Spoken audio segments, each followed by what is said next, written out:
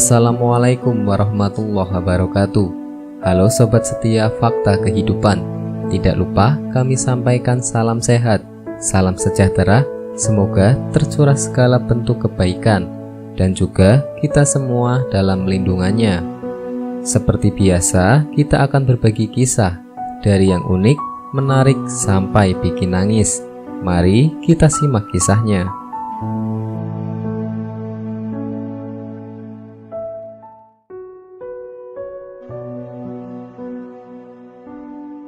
Kisah nyata, peristiwa mengerikan sebuah jenazah.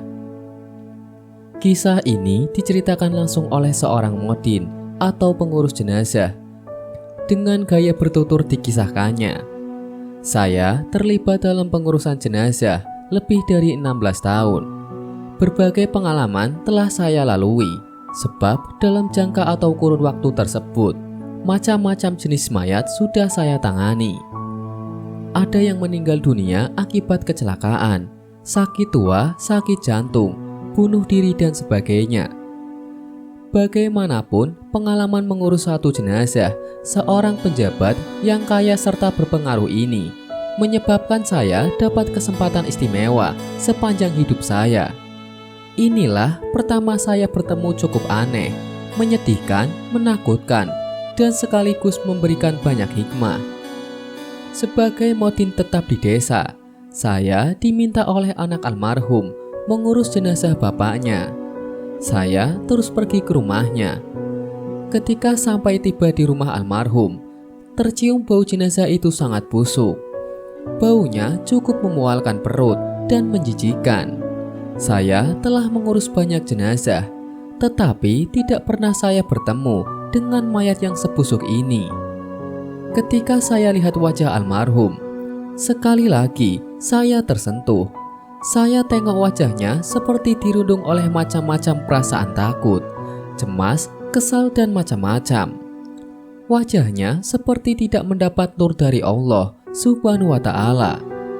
Kemudian saya pun ambil kain kafan yang dibeli oleh anak almarhum dan saya potong.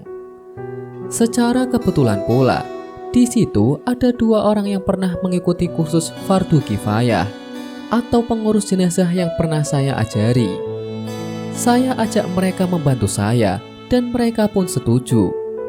Tetapi selama memandikan mayat, kejadian pertama pun terjadi. Sekedar untuk pengetahuan penonton, apabila memandikan jenazah, badan mayat itu perlu dibangunkan sedikit dan perutnya hendaklah diurut-urut untuk mengeluarkan kotoran yang tersisa. Maka saya pun urut-urut perut almarhum. Tapi apa yang terjadi? Pada hari itu sangat mengejutkan.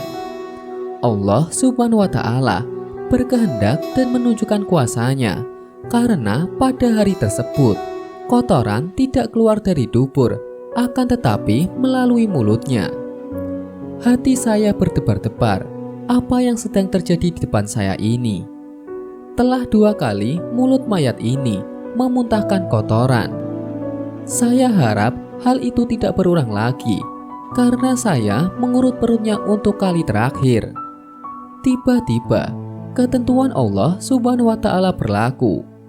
Ketika saya urut perutnya, keluarlah dari mulut mayat itu kotoran bersama beberapa ekor ulat yang masih hidup. Ulat itu adalah seperti ulat kotoran atau belatung. Padahal almarhum meninggal dunia akibat serangan jantung, dan waktu kematiannya dalam tempo yang begitu singkat, mayatnya sudah menjadi demikian rupa. Saya lihat wajah anak almarhum. Mereka seperti terkejut, mungkin malu, terperanjat dan aib dengan apa yang berlaku pada jenazah bapaknya. Kemudian saya tengok 2 orang pembantu tadi. Mereka juga terkejut dan panik. Saya katakan kepada mereka, inilah ujian Allah terhadap kita.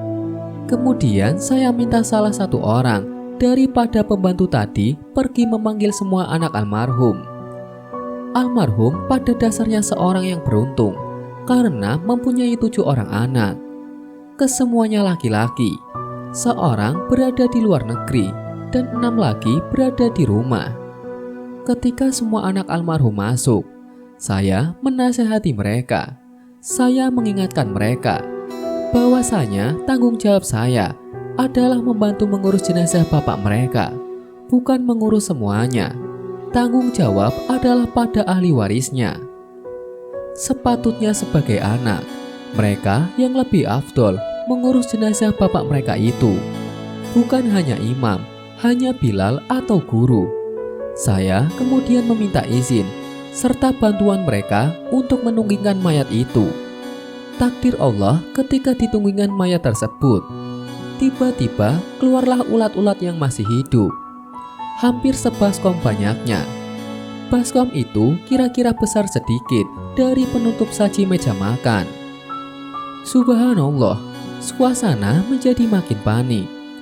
Benar-benar kejadian yang luar biasa, sulit diterima akal pikiran manusia biasa. Saya terus berdoa dan berharap tidak terjadi lagi kejadian yang lebih ganjil. Selepas itu, saya memandikan kembali mayat tersebut dan saya ambilkan wudhu. Saya minta kain kafan kepada anak-anaknya.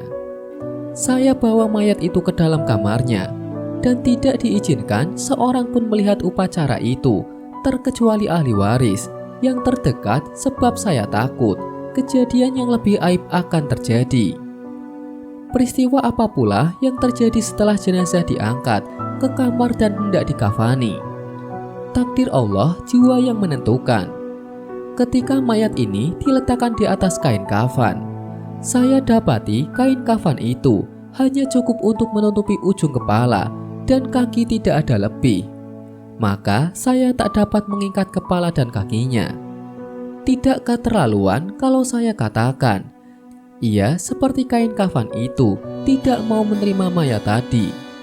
Tidak apalah, mungkin saya yang hilaf dikala memotongnya. Lalu saya ambil pola kain. Saya potong dan tampung di tempat-tempat yang kurang. Memang kain kafan jenazah itu jadi sambung menyambung. Tapi apa mau dikata, itulah yang dapat saya lakukan. Dalam waktu yang sama, saya berdoa kepada Allah. Ya Allah, jangan kau hinakan jenazah ini ya Allah. Cukuplah sekedar peringatan kepada hamba-Mu ini. Selepas itu, saya beri taklimat tentang sholat jenazah tadi. Satu lagi masalah timbul. Jenazah tidak dapat dihantarkan ke tanah pekuburan karena tidak ada mobil jenazah atau mobil ambulan. Saya hubungi kelurahan, pusat Islam, masjid dan sebagainya, tapi susah. Semua sedang terpakai. Beberapa tempat tersebut juga tidak punya kereta jenazah lebih dari satu, karena kereta yang ada sedang digunakan pula. Suatu hal yang saya pikir bukan sekedar kebetulan.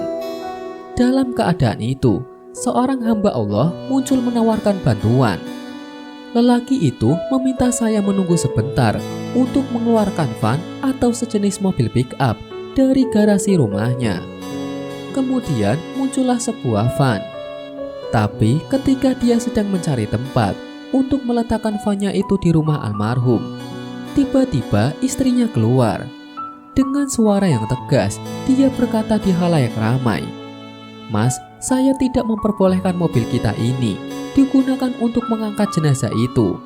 Sebab semasa hayatnya, dia tidak pernah mengizinkan kita naik mobilnya.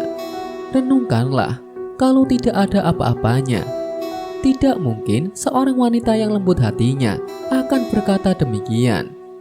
Jadi saya suruh tuan yang punya van itu membawa kembali vannya. Selepas itu muncul pula seorang lelaki menawarkan bantuannya. Lelaki itu mengaku dia anak murid saya. Dia meminta izin saya dalam waktu 10-15 menit untuk membersihkan mobilnya itu. Dalam jangka waktu yang ditetapkan itu, muncul mobil tersebut, tapi dalam keadaan basah kuyup. Mobil yang dimaksudkan itu sebenarnya lori. Dan lori itu digunakan oleh laki-laki tadi untuk menjual ayam ke pasar. Dalam perjalanan menuju kawasan pekuburan, saya berpesan kepada dua orang pembantu tadi supaya masyarakat tidak usah ikut membantu kami menguburkan jenazah. Cukup tinggal di kamping saja akan lebih baik. Saya tidak mau mereka melihat lagi peristiwa ganjil. Rupanya apa yang saya takutkan itu berlaku sekali lagi. Takdir Allah yang terakhir amat memilukan. Sesampainya jenazah tiba di tanah pekuburan, saya perintahkan 3 orang anaknya turun ke dalam liang lahat dan 3 lagi menurunkan jenazah. Allah Subhanahu wa Ta'ala berkehendak semua atas makhluk ciptaannya berlaku. Saat jenazah itu menyentuh ke tanah, tiba-tiba air hitam yang busuk baunya keluar dari celah tanah yang pada asal mulanya kering. Hari itu tidak ada hujan, tetapi dari mana datangnya air itu? Sukar untuk saya menjawabnya. Lalu saya arahkan anak almarhum supaya jenazah bapak mereka dikemas dalam peti dengan hati-hati. Saya takut nanti ia terlentang atau terlengkup. Na'udzubillah. Kalau mayat sampai terlengkup, tak ada harapan untuk mendapat syafaat Nabi. Papan keranda diturunkan dan kami segera timbun kuburan tersebut. Selepas itu kami injak-injak tanah supaya mampat, dan bila hujan ia tidak mampat atau ambrol. Tapi sungguh mengherankan. Saya perhatikan tanah yang diinjak itu menjadi becek. Saya tahu jenazah yang ada di dalam telah tenggelam oleh air hitam yang busuk itu. Melihat keadaan tersebut, saya arahkan anak-anak almarhum supaya berhenti menginjak tanah itu. Tinggalkan lubang kuburan 1/4 meter. Artinya kuburan itu tidak ditimbun hingga ke permukaan lubangnya, tapi ia seperti kubur berlobang. Tidak cukup dengan itu. Apabila saya hendak bacakan talqin, saya lihat tanah yang diinjak itu ada kesan serapan air. Masya Allah, dalam sejarah peristiwa seperti itu terjadi. Melihat keadaan itu, saya ambil keputusan untuk menyelesaikan penguburan secepat mungkin. Sejak lama terlibat dalam penguburan jenazah, inilah mayat yang saya tidak talqinkan. Saya bacakan tahlil dan doa yang paling ringkas. Setelah saya pulang ke rumah almarhum dan mengumpulkan semua keluarganya, saya bertanya kepada istri almarhum, apakah yang telah dilakukan oleh almarhum semasa hayatnya? Yang pertama, apakah dia pernah menzalimi orang alim? Yang kedua, mendapatkan harta secara merampas, menipu dan mengambil yang bukan haknya. Yang ketiga, memakan harta masjid dan anak yatim. Yang keempat, menyalahgunakan jabatan untuk kepentingan sendiri. Yang kelima, tidak pernah mengeluarkan zakat, sedekah atau infak. Istri almarhum tidak dapat memberikan jawabannya. Memikirkan mungkin dia malu untuk memberitahu. Saya tinggalkan nomor telepon rumah, tapi sedihnya hingga sekarang tidak seorang pun anak almarhum yang menghubungi saya. Untuk pengetahuan umum, anak almarhum merupakan orang yang berpendidikan tinggi. Hingga ada seorang yang beristrikan orang Amerika, seorang dapat istri orang Australia, dan seorang lagi istrinya orang Jepang. Peristiwa ini akan tetap saya ingat, dan kisah ini benar-benar nyata, bukan rekaan atau isapan jempol. Semua kebenaran saya kembalikan kepada Allah Subhanahu wa Ta'ala, pencipta jagat raya ini. Kepada semua penonton, tanyalah diri kita, akankah kita menginginkan peristiwa itu terjadi pada diri kita sendiri, ibu, bapak kita, anak kita, atau kaum keluarga kita? Na'udzubillah min dzalik. Semoga akhir hidup kita semua husnul khotimah. Amin. Sekian. Wallahu a'lam bishawab.